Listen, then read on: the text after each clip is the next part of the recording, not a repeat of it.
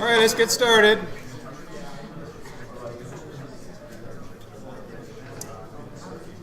All right, so PS5 is out and due at the end of the week. And remember, that's the first of two that will have to do with creating the representation of your spreadsheet.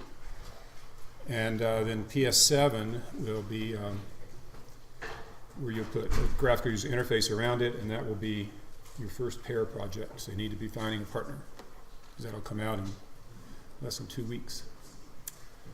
Any questions or problems about anything?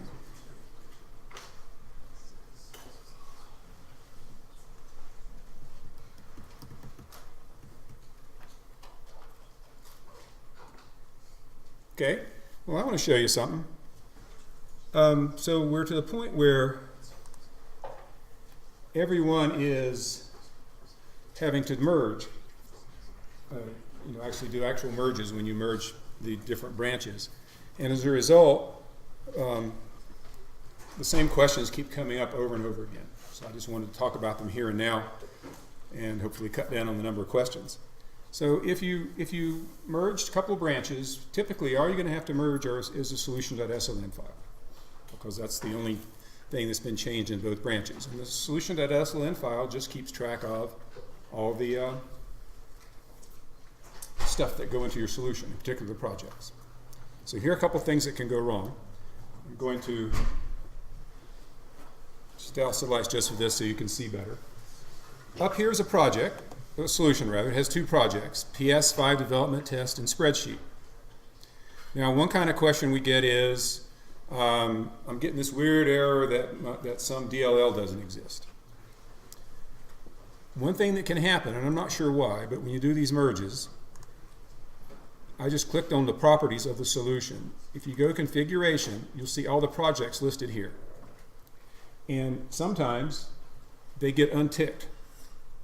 So if I untick those, then the projects won't be built when the solution is built. So if something doesn't seem to be building like it's supposed to, come and make sure that both of those are ticked, or all of them are ticked, depending on how many projects you have. So that's one thing, check that. The other thing, if you make a mistake merging, it may be the case that you open up your solution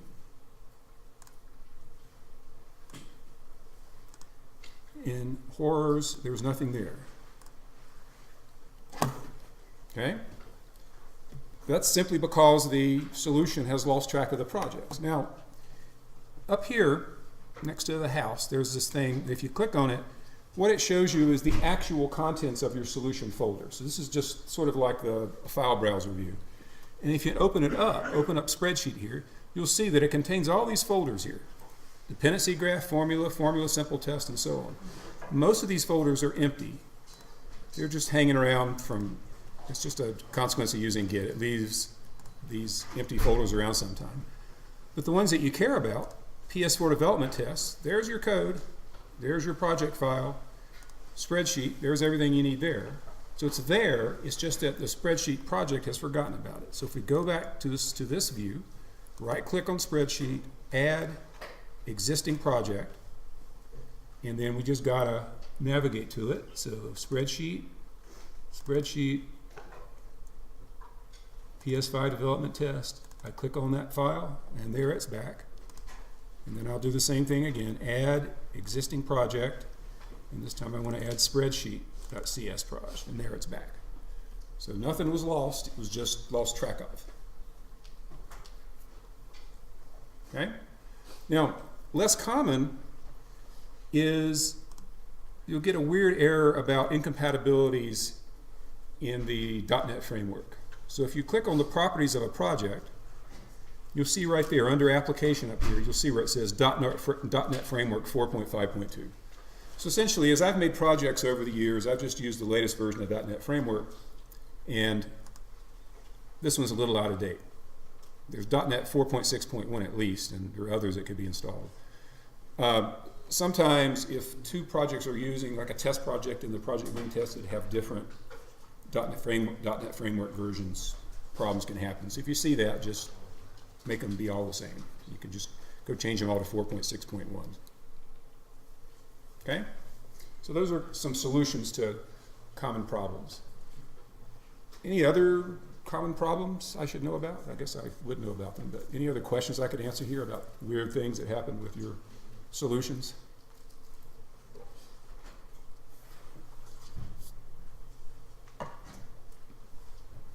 Okay, so remember this, and yeah. When I tried merging the PS5 over, and one of the grading tests for PS4B was saying that there's like an error with like the namespace that like it couldn't find dependency graph. Oh, okay. So another thing, for example, PS5 development test, if I open up references, you notice it has a reference to the spreadsheet project. If I delete that, then, you know, when I try to build, it's going to tell me the type or namespace SS could not be found. The type or namespace formula could not be found, and so on. So to make it work, I have to go to references, and I have to add a reference to the spreadsheet project so it can find it. And this still won't work because there's a reference to the formula project missing. But that's another common reason why things go south. Is you need, if you're using a project from another project, you need to have a reference to it. So that may be your problem. Anything else?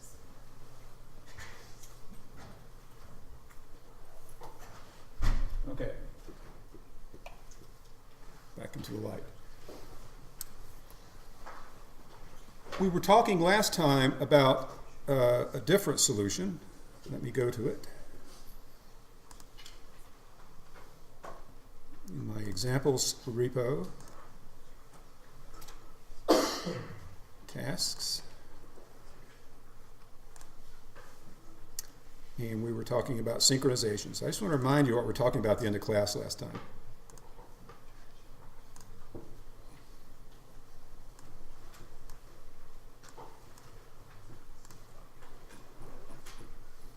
Okay, so this was an example of using multiple threads in a program. And we talked about how the fact that C# provides a task class, a task object, that's an abstraction on top of threads. And so we use, to do multi-threaded programming in C#, we use tasks. So what I have is this compute method that takes a parameter, and as you recall, the compute method creates one task which increments this total property right here n times, and also decrements it n times. So we create the two tasks. So this is what task creation looks like. We create a new task. We create another new task. So now I have two tasks. What's the importance of this delegate that's passed into it? Yeah. It tells it what to do. Right, that tells the task what to do. The task's job is to call that delegate, which will result in increment being called and passed in as a parameter. And similarly for this task T2, we tell T1 to start, we tell T2 to start. Now, assuming that there's a core, two cores available for this program to run, the task T1 will run on one core of the computer, T2 will run on the other core of the computer, and they'll take about the same amount of time to finish. Meanwhile, our original task, which was launched when we started the main method, it'll just sit here in a loop waiting for T1 to complete and T2 to complete. This isn't the best way to do it, but it works for now. So this is just a busy loop, busy waiting to see when T1 and T2 have completed. When they have, we write out the final value of total. Each time through we write out the final value of total, and when we're done, we write out the actual final value of total. So we write out the current value of total in the loop every half a second.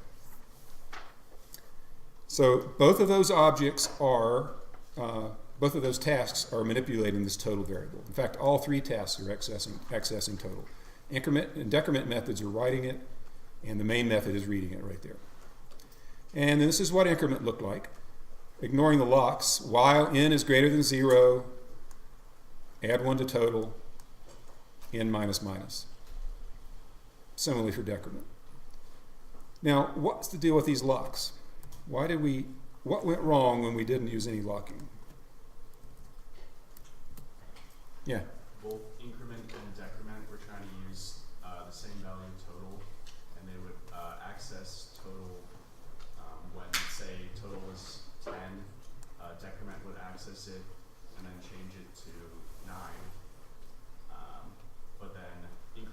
also have the value of 10, and it would increment it to 11, and then the final value would be 11 or it'd be 9. Okay? So you summarized it very well. The idea, the bottom line is, both of these tasks are happening at the same time. Each of these tasks has its own stack. So its own n. So each task has its own n, because that's a parameter. That's sitting in the stack frame of each task. Each task also has reference to the object on the heap that has that total property in it. But that's shared between the tasks because it's accessed through an object. So we've got object on the heap. Both tasks stack frame refer to that object, and they're both modifying at the same time. Now, what we found was that if we just run this, after we've done 100 million increments and 100 million decrements, you'd expect for total to be 0, but it wasn't. Sometimes it was a big positive number, sometimes a big negative number. And the problem was both tasks are modifying total at the same time. Now, that wouldn't matter if incrementing or decrementing was atomic. But in fact, it's not. Adding to total involves getting the value of total, adding 1 to that, and then storing it back. So that's 3 instructions. And the problem is that the two threads can be doing those 3 instructions at the same time, and you end up with the wrong number as a result. So how did we solve the problem? By putting a lock around the decrement. How does that ensure that when we're all done, total is 0? What does the lock do? Yeah? It kind of like checks out that variable for that sort of during that operation, and then the next time something wants to access it, it has to wait for that lock to be unlocked to access it. Okay. So what lock does is you give it an object as a parameter. Now, it doesn't do anything to the object. It doesn't modify the object. It doesn't restrict access to the object. What it does is acquires a lock, the lock that's associated with the object. So just imagine C# has a hash table that maps objects to locks. And it's just convenient to use an object reference as the key into the hash table. So anyway, this just says, go give me the lock that's associated with this, the object on which both of these methods were invoked. When you are holding, if some task holds a lock on an object, then the section that's protected by the lock, only one task at a time can be executing inside of a lock protected by inside the same locked section. So there, if a task is doing this, the other task cannot be doing that at the same time. Only one task at a time can be here or here, because they're referring to the same lock in both cases. So only one thread at a time is allowed inside of a critical section. A section of code guarded by a lock is called a critical section. Right? Now, if we'd use different locks, if this locked one object and this locked another, we wouldn't be accomplishing anything. It's the fact that they're acquiring a lock on the same object. And there's nothing special about this. We can come up here. Up here, I just created a private read-only object called sync. The only purpose being I can lock on sync instead of this if I want to. It would work just the same. You just want it to be, you don't want sync to be something that could change. So that's why I made it read-only. And that slows the program down, as we saw, because one thread, when it hits this lock, if the other thread is executing inside of its critical section, this thread has to wait until the lock is released. Then it can acquire the lock and proceed. So they end up having to swap back and forth with that lock and checking if the lock is held, and acquiring locks, releasing locks. That all takes time. And so we experimented with putting the lock out here. And what do we find when you when you do that? So instead of locking each access to total, lock the entire while loop and do the same thing here. How did that work out? Yeah? It did the same thing, but it caused the entire method to whichever reached it first. It Okay. made the entire method run Right. So it guaranteed that when we finished, total would be 0, but it did it by creating a race, basically. If increment acquires the lock first, it'll acquire it, it'll do all 100 million of its increments, then it will release the lock. Meanwhile, this other task is patiently waiting to acquire the lock. When increment finishes, this can go do its thing. So we have completely sacrificed all the parallelism in the program. We wanted concurrency, but we're making them take turns. So we defeated our purpose. Yeah. When you make that sort of like race, does it know if you have multiple methods that are on that lock, does it know which one arrived after the first one arrived? Or once the lock's released, is it another whoever okay. tries to get it? So imagine there's like N threads all competing for the same lock. Yeah. Yeah, the system maintains a queue of the ones that are waiting and tries to be fair about letting the next one in. So it's all done as efficiently as possible. Yeah. Each task has its own stack, is that correct? Yes, each task has its own stack. But the heap, Is the shared. objects on the heap are shared. The heap is shared. Right? Because look up here, look at the delegate when we called. Basically, we were calling, I left out this, as we usually do. We're calling this dot increment and this dot decrement. So both tasks are going to have a reference to this. And therefore, they're sharing access to this property, which is inside of this. So they both got access to the same heap. So the art and science of making parallelism work is, if you don't have any locks at all, typically things don't work right. And we saw that. You do all those increments and decrements, you don't end up at 0. So that's what you get by having your critical sections be too small or non-existent. On the other hand, if you make your critical sections too big,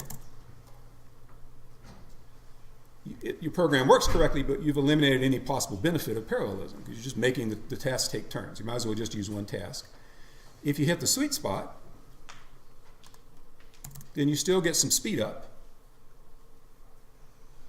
and maintain correctness. Yes? Do you have a critical section in a critical section? He said, could you have a critical section inside a critical section? Yes, but you wouldn't.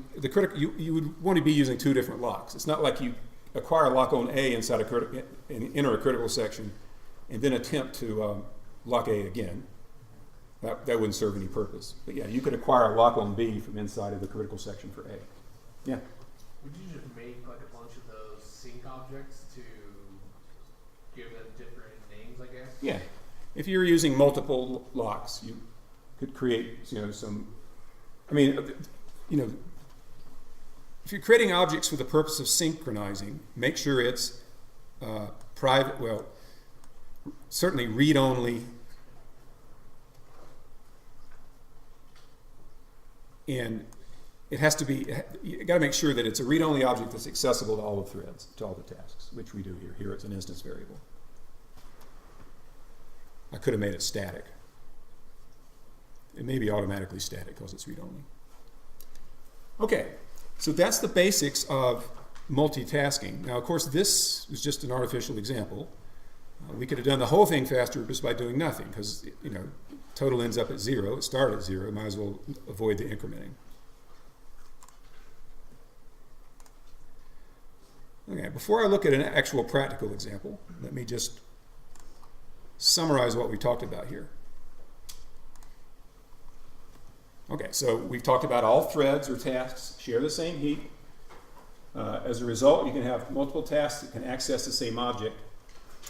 And we say that an object is thread safe if multiple threads, multiple tasks can access it simultaneously.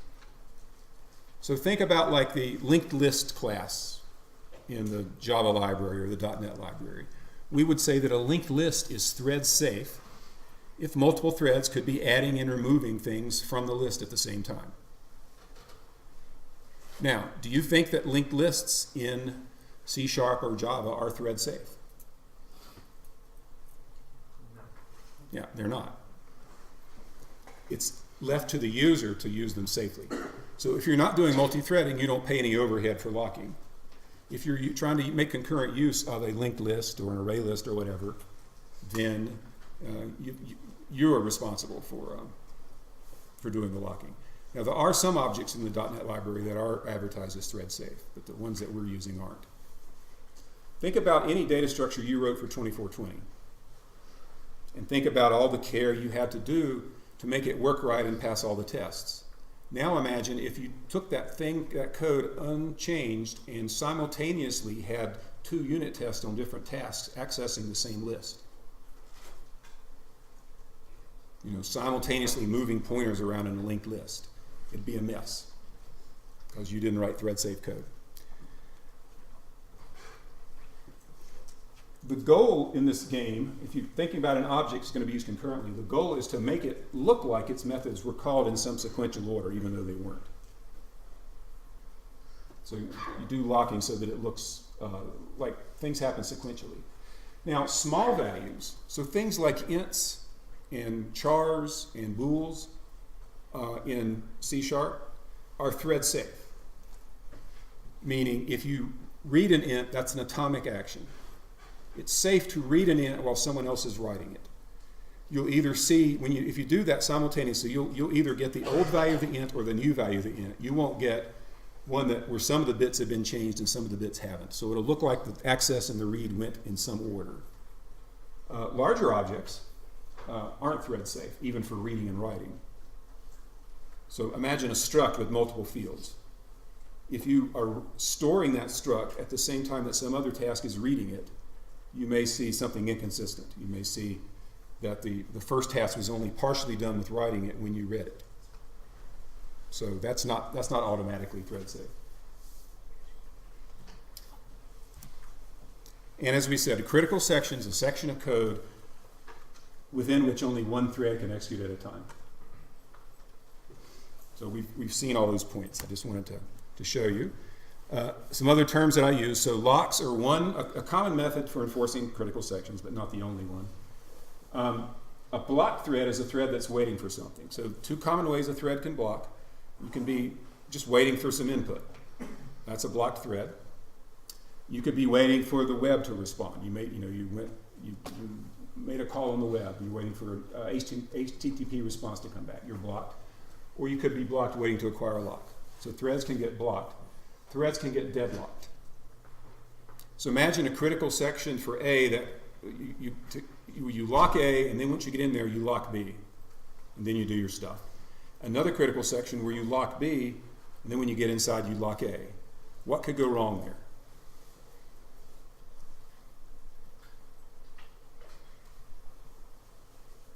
Yeah. You could lock them at like the same time, so that way when you try to go access the other ones, they're locked. Okay. You just can't do anything. Right. So this hand locks A, this hand locks B. They're different threads. Okay, so I have A with my left hand, I have B with my right hand.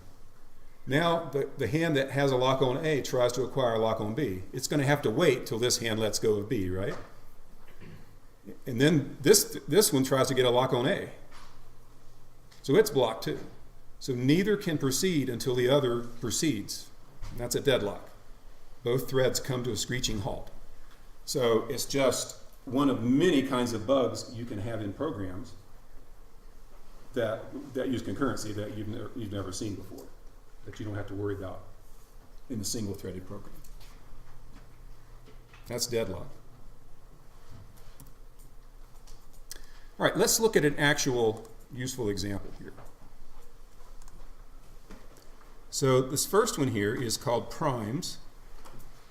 I'm going to make it the startup project and we'll look at it.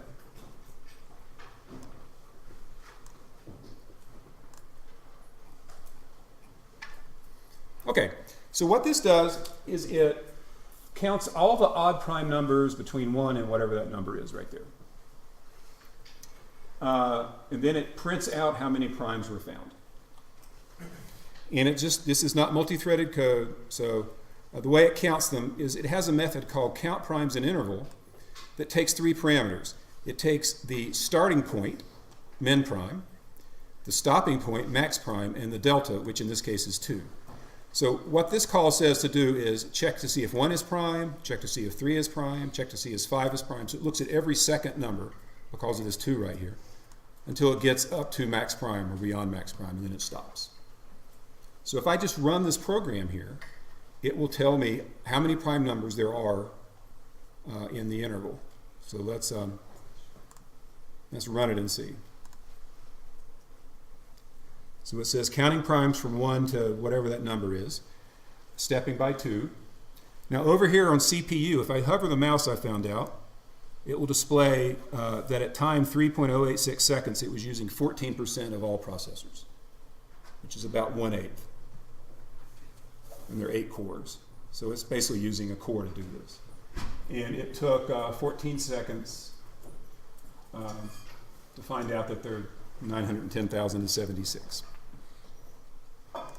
Okay, so that is, that's primes. Now, next, let's look at a version that does multi-threading.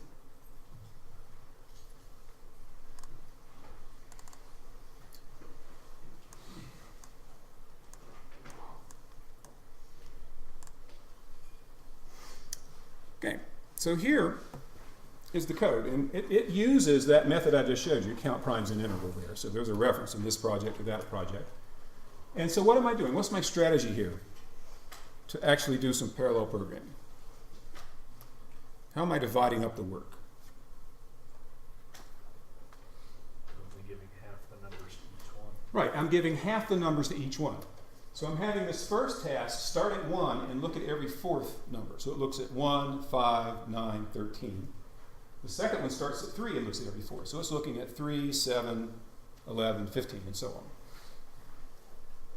Now, this is really sort of an ideal case for parallelism. Because why?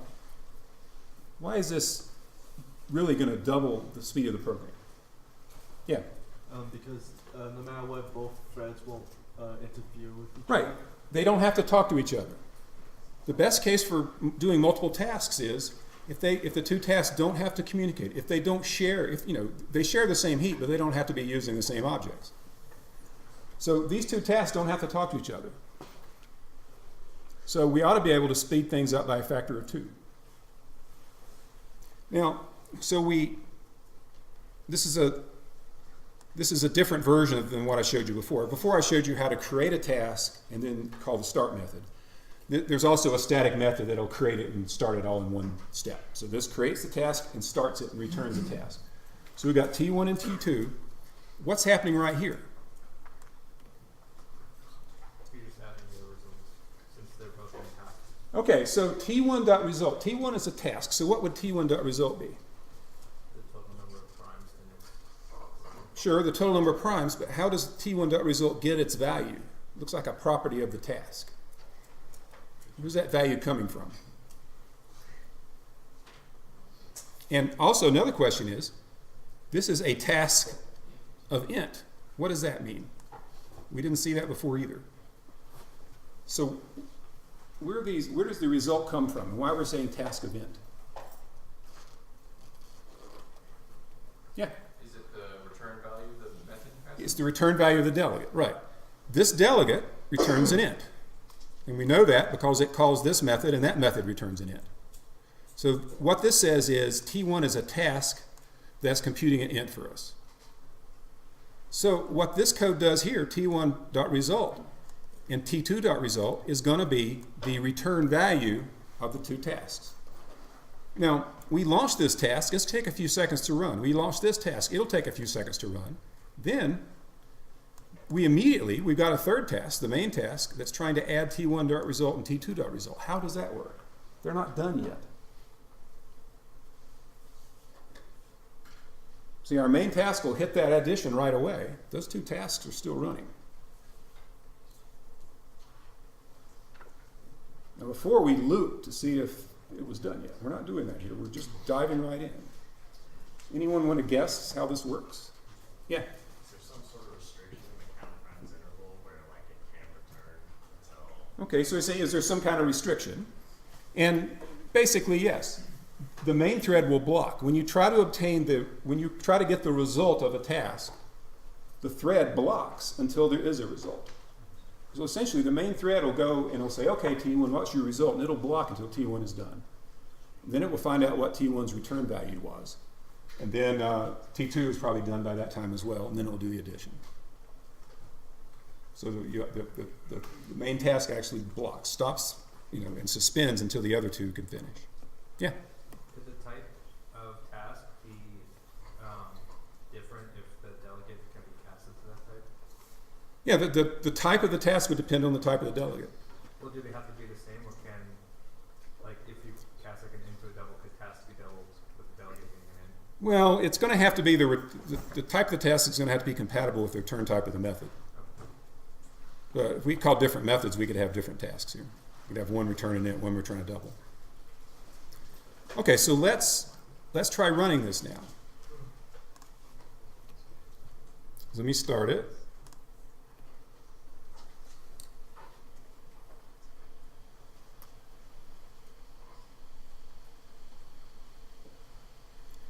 Okay, so that seems like it was longer than the other way. Didn't it take 6 seconds for the other one? It took 14. Okay, never mind then. Now, if I hover the mouse here real quick, it'll tell, oh, rats, it went away. Let me run it again so you can see. So it went about twice as fast. Not exactly, but. And there it is. If I hover the mouse on this graph, it tells me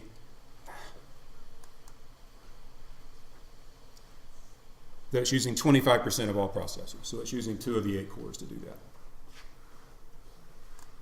How can we make it faster still?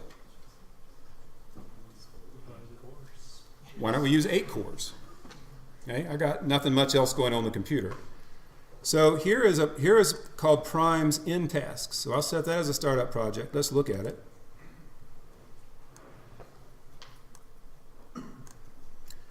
And let's see what's going on here. Is we have a loop here that's creating, it's going from 0 to n, where n is the number of tasks I want to use. And so it's creating the task, count primes in interval. It's basically computing the min prime and the max prime to use in the delta. So you see right here, it's computing min prime and delta right here. So it's just, if n is 2, it'll be the same as before. If n is 8, it's going to step by 16 or whatever. I forget exactly what. All right, so it's creating those tasks and running them, and then we are creating an array to hold all the tasks. So up here is an array of tasks, and then what's happening down here? Adding the results to all the tasks. Right, it's just, it'll enter the loop immediately, but then it'll block waiting for the first task to finish. It'll get its result, then it'll block, if necessary, until the second task finish, and add them all up. So that ought to run faster still, so let's see how we do.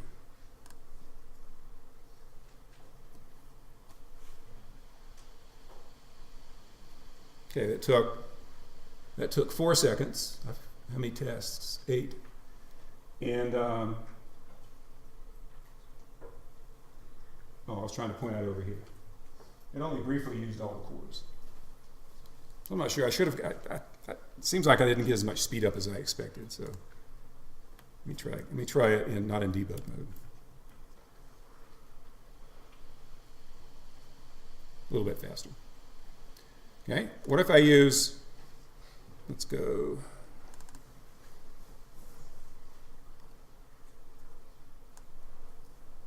what if I, instead of 8 cores, I use like 100 threads? What if I say I want 100 tasks?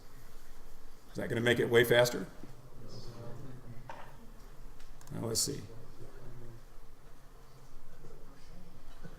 So it creates all those tasks. It still took 4 seconds. So what's going on? Just spend the time creating the task and then wait for each task to get done. Right, so I created all those tasks, which takes time. So this probably slows the program down in the long run. So now I had to spend all the time creating the tasks. Now I got a bunch of tasks. Each task is going to run faster because they're not looking at as many numbers. But they can't all run at the same time. They have to take turns because I only have 8 cores in reality. So most of these tasks spent most of their time waiting. So you can't keep getting speed out of it by using more and more tasks. Eventually, you run out of cores to run them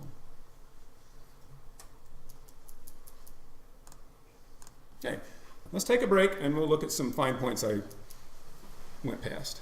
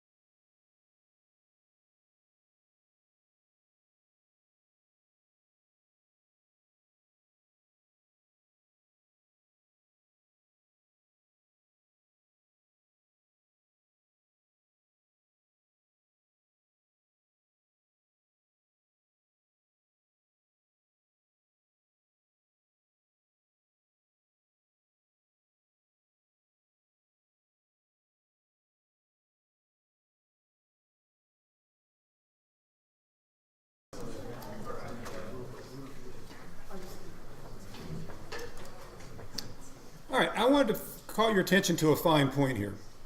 So first, I'm going to run this program again with 8 tasks.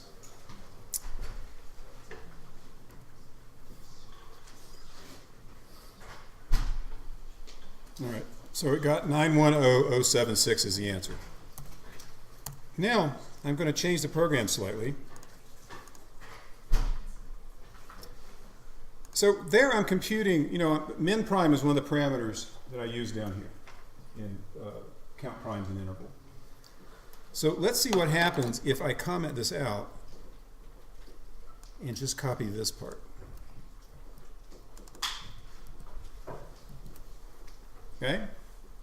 So let me run the program again. And what do you notice?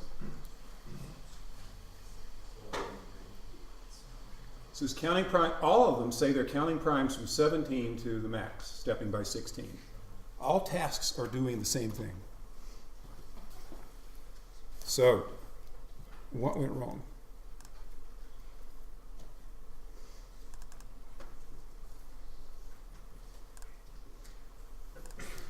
So this isn't a problem with multi-threaded programs. This is just a fine point about the way lambda expressions work. But it shows up, this is the first place it showed up during the semester, so that's why I'm talking about it now. You would think that rather than computing I times 2 plus 1 and storing it in min prime, that I could just put I times 2 plus 1 right there. But apparently not. So what do you think's going wrong? Why are all those tasks using 17 as the min prime? The first time it's called, it gets its value for I, whenever it tries to get it in Y. Okay, he's suspecting that, he's suggesting that the first time I is accessed, it uses that value the rest of the time. But that's not quite right, but close. Well, so I wonder if it does it loops through the for loop so fast that by the time it actually starts going on the task, it's already has a different I value. Okay, that's essentially it. So think about this. Imagine this loop runs so fast that it creates all of these tasks before they even have a chance to start running. So it creates all 8 tasks, and by the time the loop finishes, now these tasks are about to start going. So what happens? The task starts up a thread, it evaluates the parameters, and so it evaluates delta, it evaluates max prime, it evaluates this expression.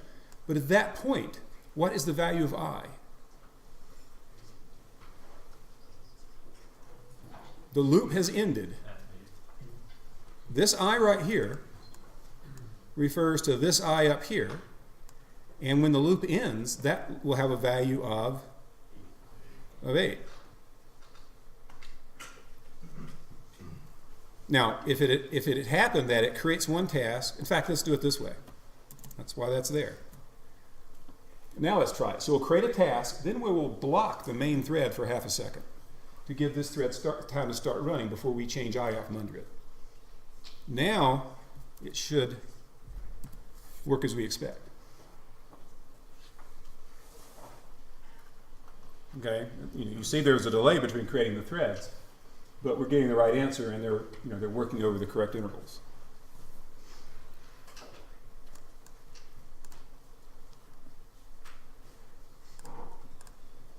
So the point to So without the delay and with the problem with the I, is it because it prioritized the for loop and creation before it ever considered doing the run, or is the run just slow enough that it couldn't do anything about it? Okay, so the big problem we've done is by doing this, we have created non-deterministic behavior. Sometimes we may get lucky and it'll work. We can force ourselves to get lucky by putting this delay in. Sometimes every task may end up starting at 17. Sometimes some of them may get the right value, some might get different values. Let's try it again and see if anything different happens. So again, we do that.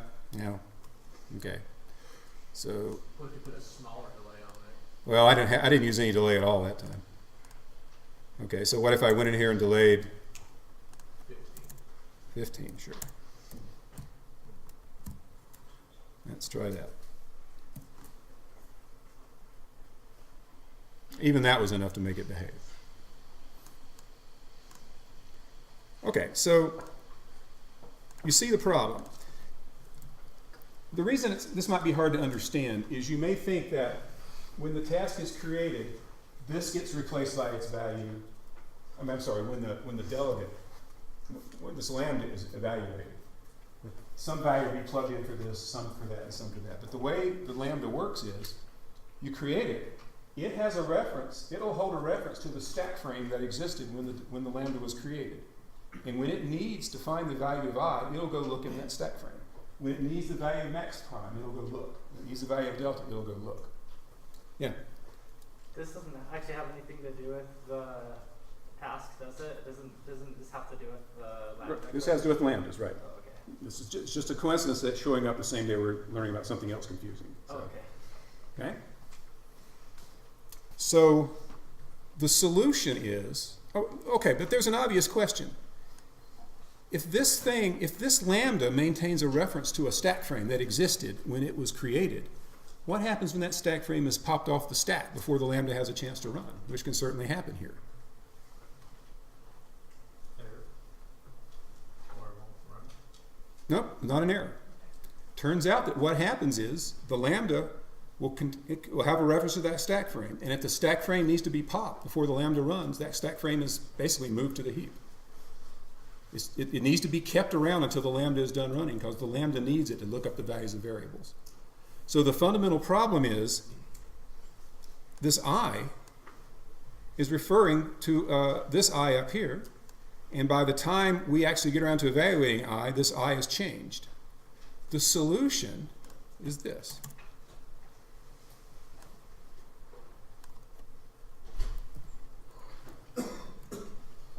Min prime. And the way to think about it is this. This variable is defined in the stack frame. I've talked about stack frames as if there's a stack frame for each method. In reality, there's a stack frame for each block. So a stack frame is created for count odd primes that contains its parameters and tasks and I. Then when we enter the body of the for loop, another stack frame is created to contain min prime and delta. So that means every time through the loop, a stack frame is popped, a new one is pushed. Popped, pushed, popped, pushed.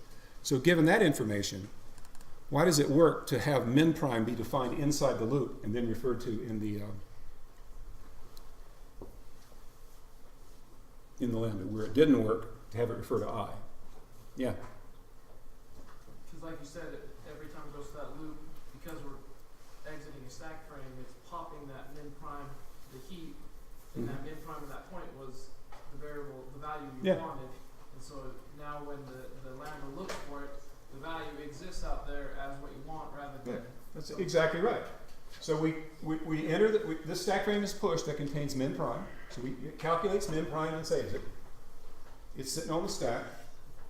This lambda is created, it has a reference to that stack frame. That stack frame is popped, but C# manages to save the stack frame because the lambda is going to need it later. Then we create a new stack frame to contain the next min prime, and the next delegate will refer to a different stack frame. So you end up with all 8 delegates referring to 8 different stack frames that contain 8 different values for I, and where things work properly. What doesn't work is when they all refer to the stack frame that contains I, the same I, and then they interfere with each other. So the first time this happens to you, whether it's in the context of concurrent programming or not, it seems really mysterious. The next 10 times it happens, you gradually start to get used to it, and then after a while you stop making that mistake anymore. You think carefully.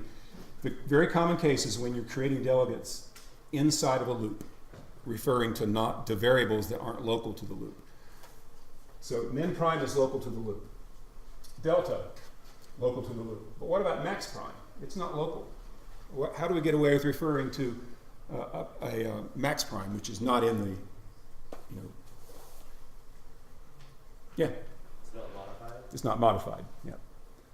So the danger is when you have a variable that refers to a variable, you have a variable that can be modified. And that can be modified after the task has been created. So just be careful when you're creating lambdas inside of loops. Yeah. When it does pop it from the stack and puts it on the heap, does it put it on the heap like in the same manner as like int min prime is this value, or does it just move it to the heap as like some int has this value? I can't say for sure exactly how it moves it, but basically it has to preserve enough information on the heap so that the variables that the lambda needs to look up when it runs are present. And I'm sure it's probably a lot simpler than the stack being copied to the heap, but probably just the variables that matter are copied. So it's kind of mysterious when you see it the first few times. And it won't, it'll happen to all of you at some point this semester where you'll make this mistake, and you'll either ask us about it and we'll tell you, or you'll remember this. But it's very common. I make it myself a lot too. Okay, so we got our program behaving nicely. Let's look at another example. So we've looked at the primes example. Now this is the factors example. So I'm going to make max factor count be our startup project. And I'm going to look at, first of all, at the driver here. So what I have, I'm going to show you a series of examples. So I'm going to create a max factor count object right here, max factor count called counter. I'm going to start a stopwatch. I'm going to call find max factors with these two parameters. Then when that finishes, I'm going to stop, and I'm going to write out how much time it took and what the answer was. So that's pretty straightforward. And then I'm going to, there's some methods in max factor count. There's a method in max factor count that is overridden here. So later on, I will uncomment this, so we're using the overridden version. And this overrides it a different way, and so we'll use it as well. But fundamentally, what we're looking for is the number, the integer less than that number right there, 120,000, that has the most factors.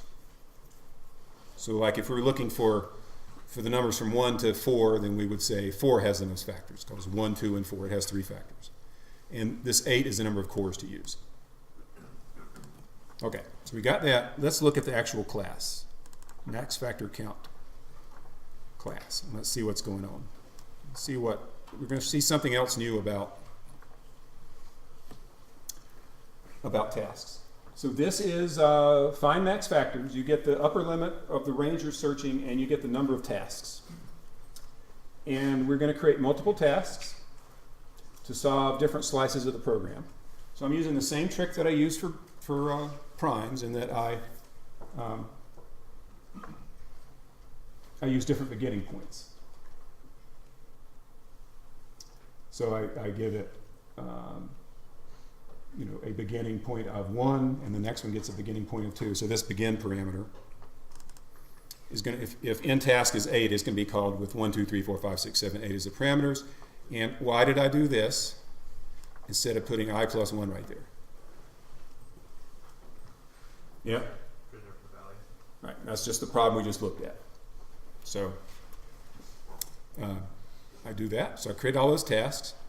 And then the task run, and each of these tasks is going to return,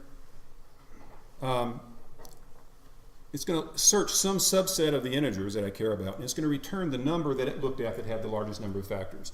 So what's happening now? What's happening in this chunk of code right here?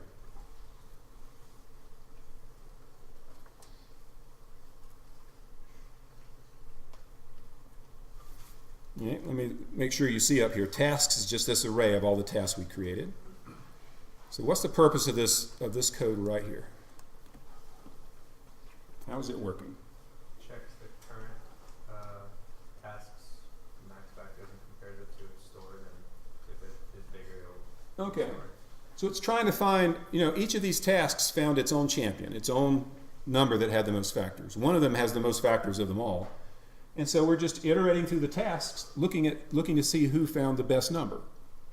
So max factors is going to be the number of factors that number had, is going to be the actual number. Max count is going to be the number of factors that it had. So we enter this loop. We look at each task in turn. So we're just using a for each loop to iterate through an array. We ask the first task its result, and we figure out how many factors that number has. If that's larger than the largest we've seen so far, we update our champions. And when we're done, we return the one that had the most factors, max factors. So this is just a thread that waits for the other tasks to finish, figures out which one had the largest answer, and returns it. And then here's the code that is actually run inside each of the tasks. that finds, it iterates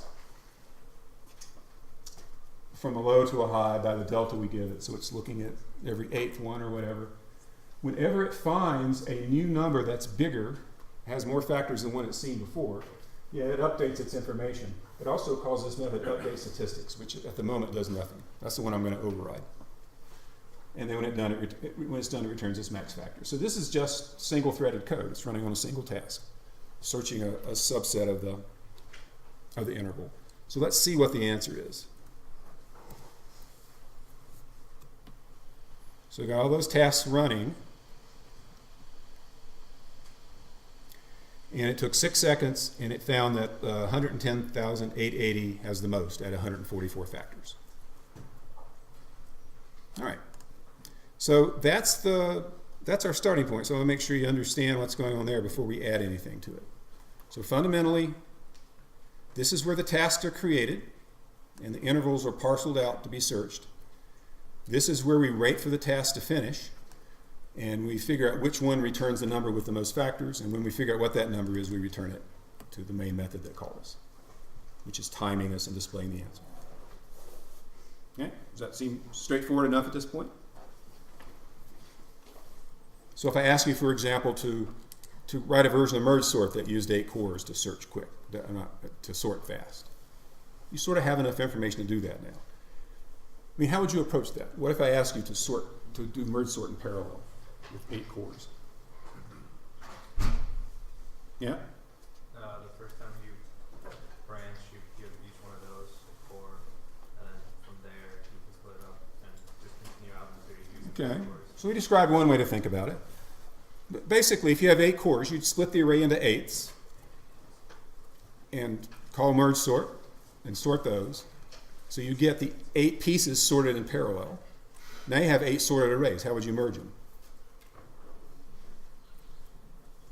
You got 4 pairs to merge. How would you do that? 1 core per pair. Yeah, you would create 4 tasks to merge each pair. Now you've got 2 pairs of 2 pairs. So you take two tasks to merge those, and then one core to do the last. So, with a little practice, a little experience, you could do that, and you'd make a version of merge sort. Merge sort's really easy to parallelize, and you would end up with a merge sort that worked a lot faster. Not necessarily 8 times faster, because you're not using 8 cores the whole time. Okay, so let's. We saw what our answer was. Now let's change the program slightly. I'm going to look at max factor count. And it's just like max factor, except I override that update statistics method, which did nothing in the original version. So essentially, what this override is going to do, it's going to keep track of the current champion. So every time update statistics is called, remember, update statistics can be called by any of the 8 tasks simultaneously. It's going to, each task is going to say, okay, I have a new champion. This is the champion, and this is how many factors it has. It's the biggest one I've seen so far. So this method just says, okay, is that bigger than anything I've seen so far? And if it is, I'm going to print it out. So this just gives us some information as all 8 tasks are running. When one discovers something that's bigger than something that anything that any of them have discovered so far, it gets printed out. So what I want to do is run it. So that's going to take, I need to go back to my driver, and I want to use the overridden version rather than the original version, so I'll do that. And let's run it and see.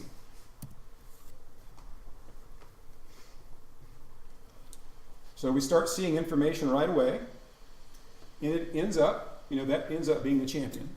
But do you see anything strange about what's appearing?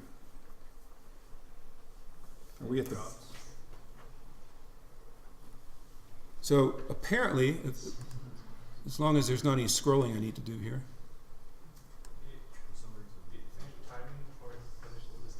Oh, well, okay, so that's not what's weird. This is what's being written by that method that I just showed you. Then it's giving you a running look at what the largest number found so far is, largest number with the most factors. Then when all 8 threads are through, this is being printed out by the driver. So this is what was being printed out before. This is the new stuff. So that's not mysterious. But what else looks kind of odd about that? What's supposed to be being printed out? Ascending numbers. Yeah, you would think that, okay, it found a number with 16 factors. 945 was the first one that got printed out. That the next number would have more than 16 factors, but no.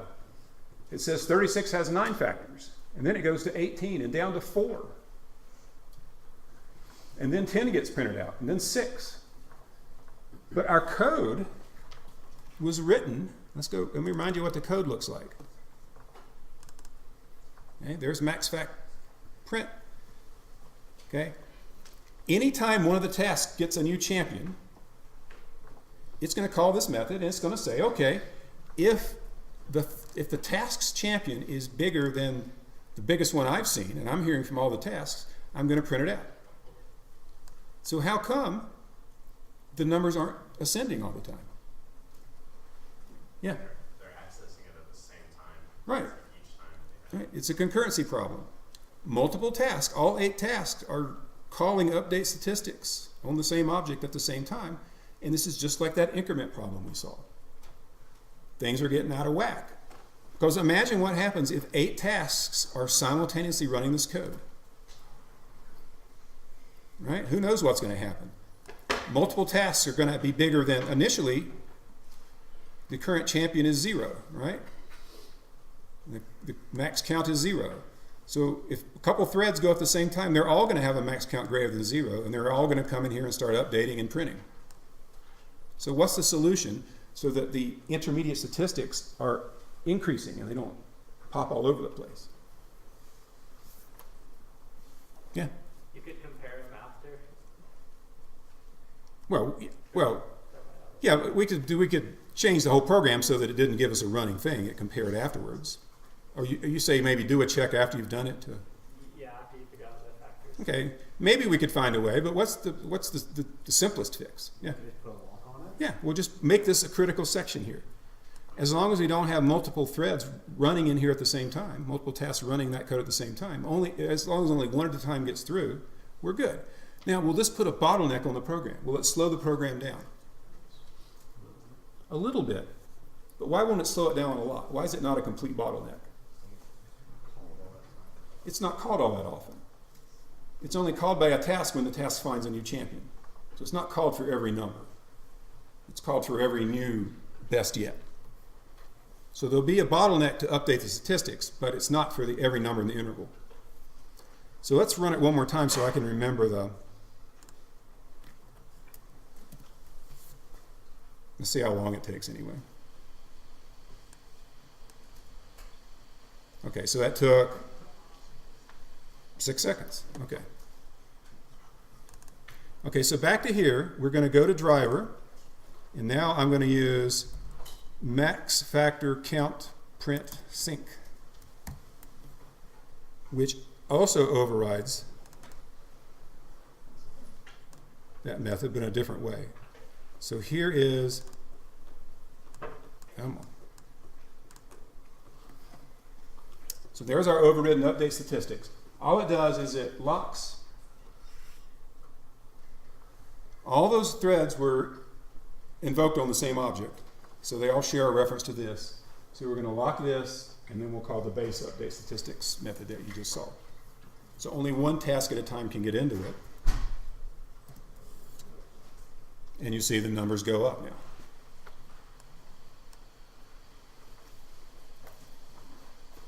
And I don't want to read too much into that, but it basically took the same amount of time. Now, you won't see the same numbers every time because it's just going to depend on which tasks get in here first. So let's remember it went 2, 10, 18, 42, 90. 2, 10, 18, 42, 90. Oh well. Not going to cooperate for me. Let's try.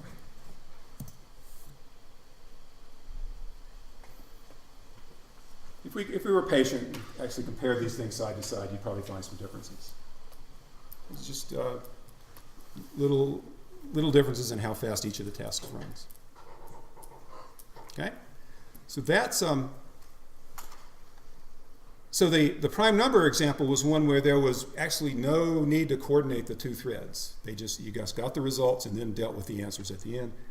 This one, the two threads the 8 tasks are all banging on the same object on the same method, so we've got to synchronize their access in order to see the data that we want to see. And then there was that increment and decrement one, which was just way out, complete interference. So impossible to really, or difficult to parallelize efficiently. So before I look at another twist to this factor counting, any questions I could answer about what we're doing right now? You'll eventually be doing this yourself. There'll be a few, it'll probably not be till March.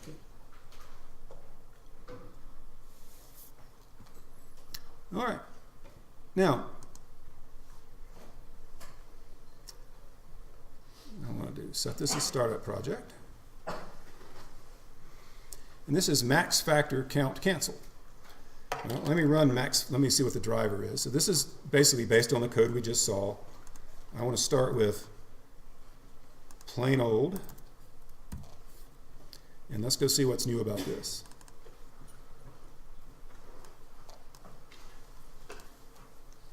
I want to make this cancelable.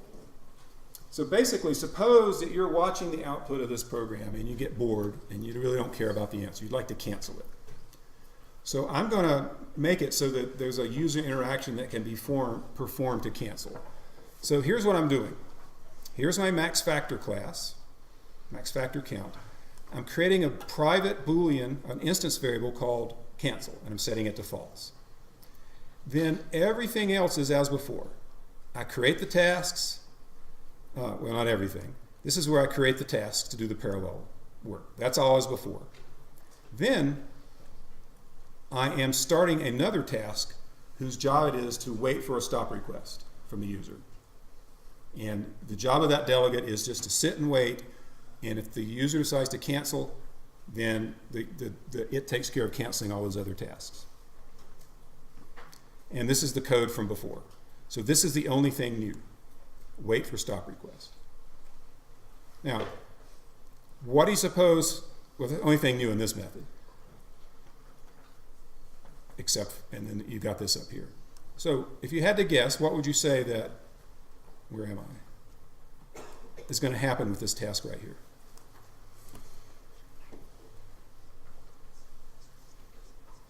So basically this task is going to be launched and it's just going to block waiting for the user to tell it to cancel something. How would you design it?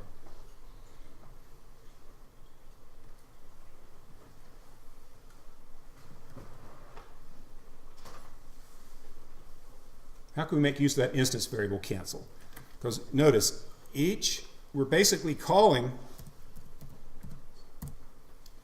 find max factors in interval in each task on the same object. So all those tasks are going to have access to that cancel variable. So how can you write a method? What should the code for find max factors in interval do when it sees that cancel has become true? Stop. Yeah, it should stop itself. So let's go look at the code for this. Okay, here's find max factors in interval. This is just like before. I don't know if we even looked at the code that did it, but this is the code, single-threaded code, that looks at all the numbers in interval. But before looking at each number, it checks to see if it needs to cancel itself. And if it does, it returns immediately. So we changed the code that's run in each of the tasks so it's cancelable. You basically ask the task to cancel itself, and it does. Now, if you go back in Java, back in the very first version of Java, it has threads, a thread class, which is analogous to this task class here. And there was a method that you could use to kill a running task, a running thread in Java. It was called cancel or something. And they realized pretty quickly that had been a mistake, and it's been deprecated ever since. So I don't think I ever used Java before it was deprecated, but they've kept it in the language. What's the danger? The common practice today is you write tasks so that they are self-aware enough to cancel themselves when they're told to. So you put that test in. Now suppose we didn't do that. Suppose we had a way of taking a task object and just saying cancel, blowing it away. So it's just, throw away its stack, be done with it. What's the danger in that? To remove stuff you don't want to be removed. He said remove stuff you don't want to be removed. What could a task be up to at the time that it's canceled? Canceling a task? It could be busy reading a file, for example. It's dangerous. Imagine if you canceled a task that had a file open and didn't get a chance to close the file. Now the file is sort of frozen open. So it's considered dangerous to assassinate a task. You've got to ask itself to die. Yeah. If you lock something and then cancel it, does it ever get unlocked? Well, that's another danger. You've got to be careful. What if the task acquired a lock and then it was canceled? Without asking. It was just canceled preemptively. If you're not careful, it depends. It could hold that lock. Now, the lock may never be released. So it's much better practice to write tasks so that they know how to cancel themselves. A little more work when you write the task, but it's a lot cleaner. So basically, every time for each number, it can cancel at that point.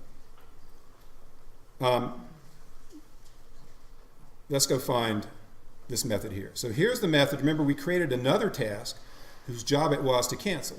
So what's going to happen is this task is just going to sit waiting for the user to enter a new line. So this task will immediately block, waiting, but when the user hits an enter, it'll set cancel to true, and all those tasks ought to end themselves. So let's see if that works in practice. So let's go.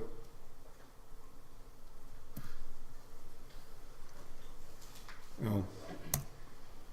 We don't see anything because nothing's being printed out. Let me go back to the driver and use this version instead.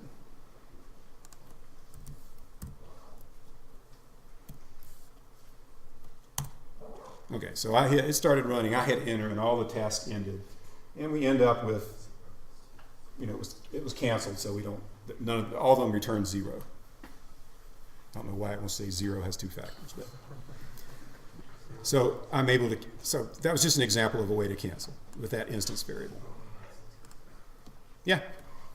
Is that wait to stop method something that you wrote just custom, or is that no, that's. I don't see why the read line activates the cancel. Like, what makes it? Okay, let's go. Let me find right there. Because it's waiting. It won't move on until Right. it gets something. Right, that's a common way that, I like when I do demos in class, I make sure I put a read line at the end so that the window doesn't disappear before I finish talking about it. Same idea. It's just waiting for the user to type an enter. I mean, you can imagine a better way to do it, but as soon as the user types an enter, it sets cancel to true. And then that task ends. All the other tasks, we're going to notice then that it's been canceled and then we'll return 0. So it's very common to write tasks that basically do nothing but wait. Spend almost all their time blocked, like this one, because it's waiting for something to happen. Sometimes you have tasks because you want to do a bunch of work in parallel.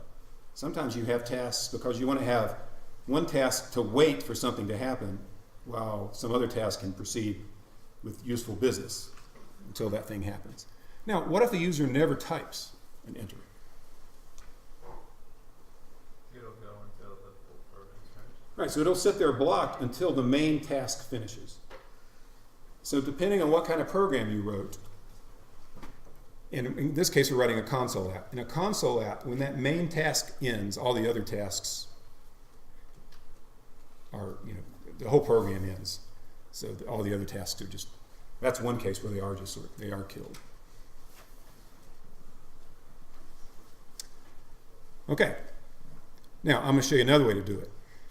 This works fine. It's simple, but if you use the .NET library, you will find that there's a standard way in .NET to handle cancellation of tasks. And you might as well see it here instead of wondering about it when you see it somewhere else. So this is called max factor count cancel token. So I will set as startup. We'll go to the driver.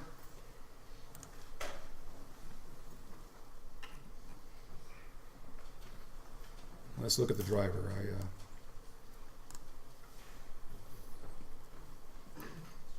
Okay, so there's something called a cancellation token source. So I'm creating a new cancellation token source.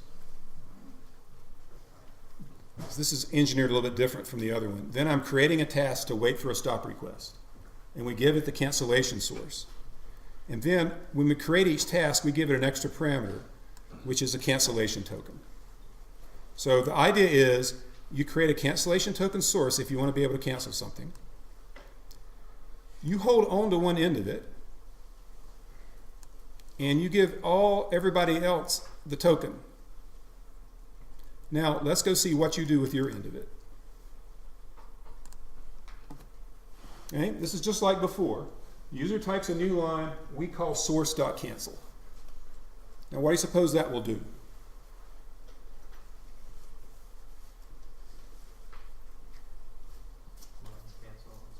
Okay, so we're holding the source, and we hit cancel. All those tokens the other tasks have. Remember, we passed each one a token from the same source. It'll be able to notice that that token has been, that the cancel has been called on it. So let's go see how that works. So right here is where we're passing as a third parameter a cancellation token. So we'll go to the definition.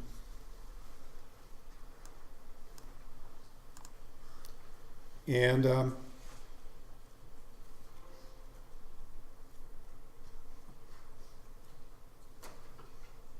okay. This is the method that's actually being called on the threads. It gets the cancellation token as a parameter, and right here, that's how it checks to see if it's been canceled. So we're calling the method that says throw if cancellation requested. So what that will do is, if the cancel method has been called on that token, an exception will be thrown as a result of that call. Otherwise, nothing will happen. And the thread will end, the task will end with the unhandled exception. And then back up here, we just wait for everybody to finish and we do our thing.